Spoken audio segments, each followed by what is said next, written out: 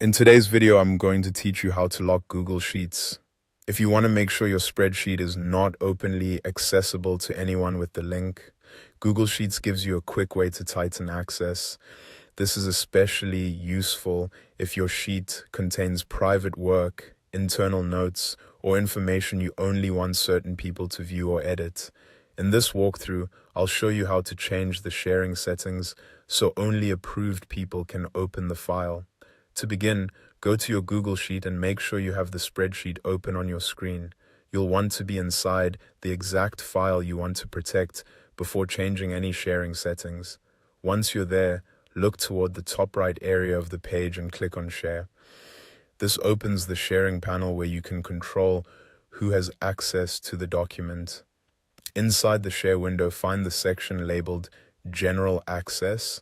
If your sheet is currently available more broadly, you may see an option that says Anyone with the link. Click on that drop-down menu. This is the setting that controls whether the spreadsheet can be accessed by anyone who has the link, even if you didn't invite them directly. After you open that drop-down, click on Restricted. Choosing Restricted means the file is no longer available to the public through the link alone. Instead, only the people you specifically grant access to will be able to open it. This is the key step that effectively locks the Google Sheet from wider access. Once you've selected Restricted, click Done to save the change. That finalizes the updated sharing setting and closes the panel. At this point, your Google Sheet is locked down so that only people you approve can get into the file. In other words, if someone has the link but hasn't been granted permission, they won't be able to access the spreadsheet. That's a simple but important way to improve privacy and control over your documents.